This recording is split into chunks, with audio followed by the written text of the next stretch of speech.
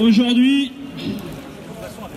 13e jour de grève, 13e jour d'une séquence qui nous a fait commencer à partir du 3 avril et qui fait que malgré tout ce qu'on raconte, malgré le fait que le service de communication de la SNCF explique que voilà, je ne le fais pas, il y a de moins en moins de grévistes, à force de dire qu'il y a de moins de grévistes, il faut qu'ils arrêtent parce qu'on va tomber dans les chiffres négatifs. Et bien les seuls chiffres officiels qu'on a aujourd'hui, ce sont les chiffres de ce week-end. Ils sont tombés. On était à ce week-end au niveau du groupe public ferroviaire, c'est-à-dire l'ensemble des cheminots de la SNCF, à 30% de grévistes. Au bout du 12e jour, 30% de grévistes, parce que c'est ça la réalité. Alors la réalité, quand elle ne va pas à la direction, eh ben qu'est-ce qu'elle fait? Eh ben elle la transforme. Alors, vous avez tous remarqué qu'ils annonçaient ce week-end un train sur deux sur la ligne D du RER, alors qu'il y a 90% de grévistes à la banlieue. Alors on s'est demandé comment ils faisaient pour faire un train sur deux avec 90%. Donc on a compté les trains. Et en fait, ils font un truc qui est très simple, qui est vieux comme le monde. Et ben ils montent, c'est tellement gros, plus c'est gros, plus ça passe. Ce week-end, il y avait seulement 30% de trafic. Et ils ont annoncé aux voyageurs un train sur deux. Parce que le but, c'est de dire aux cheminots, à l'opinion publique, il n'y a pas de problème, il n'y a pas de grévistes, et de toute façon ça circule. Mais si on prend la peine de compter le nombre de trains, on se rend compte qu'il y a un delta, c'est-à-dire une différence de 20% entre ce qui est annoncé, à savoir les 50%, et la réalité du terrain sur la ligne D, à savoir 30%. Donc on va essayer de faire sortir ça dans la presse, parce que ça intéresse les cheminots, mais à mon avis ça intéresse aussi les voyageurs qu'on les pipote. Parce que qu'est-ce qui se passe à 33%? Eh bien il y a des pénalités. Donc en fait ils annoncent des chiffres qui sont bidons et qu'a priori personne ne vérifie, et comme ça ils n'ont pas de pénalité. C'est ça la direction de la SNCF que nous avons, y compris des gens qui sont capables de mentir sur la réalité des chiffres, aussi bien au niveau des grévistes qu'en termes de circulation. Donc ça valait quand même la peine d'être dit, parce qu'on a vérifié sur la ligne D.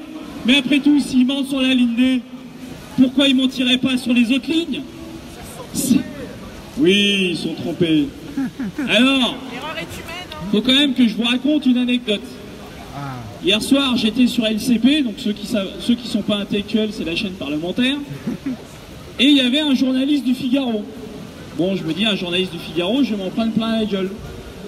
Le journaliste du Figaro, donc il y avait un mec de l'UDI, donc l'UDI c'est droite, et le journaliste de Figaro. Le journaliste de Figaro, il regarde le mec de l'UDI, le député de l'UDI, et lui dit: mais vous savez qu'avec l'ouverture à la concurrence, les prix des billets de train, ils vont augmenter en France. Le journaliste du Figaro, il dit ça. Alors, arrêtez-vous tout de suite, n'allez pas vous abonner au Figaro. Mais c'est ça également la réalité. C'est-à-dire que la bataille médiatique qui est en train de se jouer, l'autre grand mensonge qu'a fait à la fois la direction de la SNCF et à la fois le gouvernement, c'est-à-dire on ouvre à la concurrence pour faire baisser les prix, cette vérité est en train de sortir. C'est un mensonge.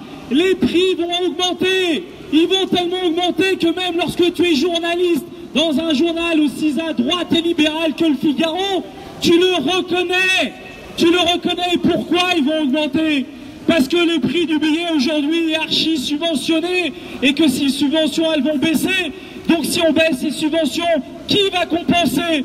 Eh bien ça sera les voyageurs. Donc aujourd'hui, lorsque le Premier ministre a expliqué qu'ils allaient ouvrir à la concurrence pour faire baisser le prix du billet, eh bien c'est un mensonge. C'est un mensonge dont nous sommes au courant tous ici, mais c'est un mensonge qui est en train de sortir. C'est pour ça qu'il ne faut pas lâcher, même si c'est dur. Les lignes, elles sont en train de bouger. Alors, j'aimerais aussi, avant de parler de ce qui va se passer le 7 mai et de la rencontre avec le Premier ministre, parce qu'il y a quand même le Big Boss qui va nous recevoir.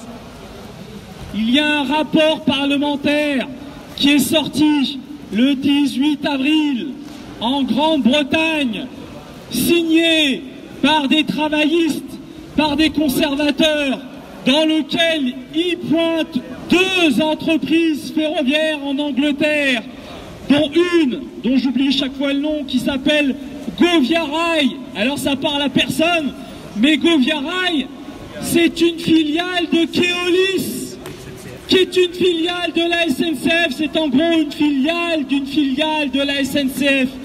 Eh ben Govia Rail, le rapport parlementaire pointe le fait qu'ils ont un taux de régularité. Alors c'est la Govia Rail, ça parle à personne, mais c'est la plus grosse franchise en Angleterre. C'est-à-dire c'est eux qui ont le plus de trafic, c'est les numéros 1 en Angleterre en termes de trafic. Govia Rail, ils ont un taux de régularité de leur train de 60%.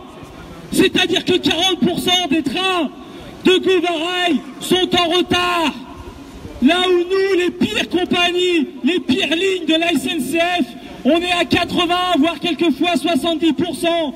Et un autre chiffre qui est dit dans le rapport, 7% des trains de Govia Rail sont supprimés. Soit faute de conducteurs, soit faute de matériel, soit faute d'entretien. 7% des trains de la principale compagnie ferroviaire en Angleterre sont supprimés. C'est ça la réalité. Et vous savez ce qu'ils disent? Ils disent on est tellement emmerdés. C'est que si on engueule trop Govia Rail, ils vont se retirer du marché et il n'y aura personne pour les remplacer. Il n'y aura personne pour les remplacer. Donc ils disent dans le rapport parlementaire, il ne faut pas trop les critiquer, parce que si on les critique trop, si on met trop de pénalités, on n'a personne à la place. C'est ça la réalité de l'ouverture à la concurrence. C'est ça ce qui nous attend. Et il y a un deuxième exemple qui est utilisé. Alors là, c'est un peu plus connu. C'est Virgin Rail. Virgin Rail, ils font des trains dans le Yorkshire. Alors, le Yorkshire, c'est pas qu'un petit chien, c'est aussi une région en Angleterre. Et ben dans le Yorkshire, Virgin Rail est pas à sa première, ni à sa deuxième, ils sont à sa troisième faillite. Depuis 1994, Virgin Rail est à la troisième faillite. Et à chaque fois, le train est renationalisé pendant 1 ou 2 ans. Et Virgin Rail, ils reviennent quand les comptes sont bons. Et ils récupèrent le marché, mais c'est une histoire de fou. C'est une histoire de fou, l'ouverture à la concurrence qui ne marche pas et qui est faite par des idéologues. Et même si ça marche pas, même si c'est renationalisé, dès que c'est sur les rails, on le redonne au privé. On ne veut pas qu'il se passe en France ce qui s'est passé en Angleterre. Parce que l'Angleterre, c'est une catastrophe. C'est l'exemple concret que la privatisation et la libéralisation du chemin de fer est un échec patent. Et on ne veut pas ça. C'est pour ça qu'on tient. On tient depuis 1 mois, mais il faut continuer à tenir. On a enfin le Premier ministre qui va nous recevoir le 7 mai. Donc il ne faut pas lâcher maintenant. C'est enfin le big boss qui nous reçoit. Si les lignes doivent bouger, et on verra ce que ça va donner, c'est maintenant que ça se passe. Alors je sais que c'est dur. Je sais que j'aime bien sortir cette phrase, mais jusqu'à présent, elle nous a permis, en tout cas, j'ai la faiblesse de croire, il faut tenir, vaille que vaille, coûte que coûte, et jusqu'à la victoire, et on va gagner, je vous remercie.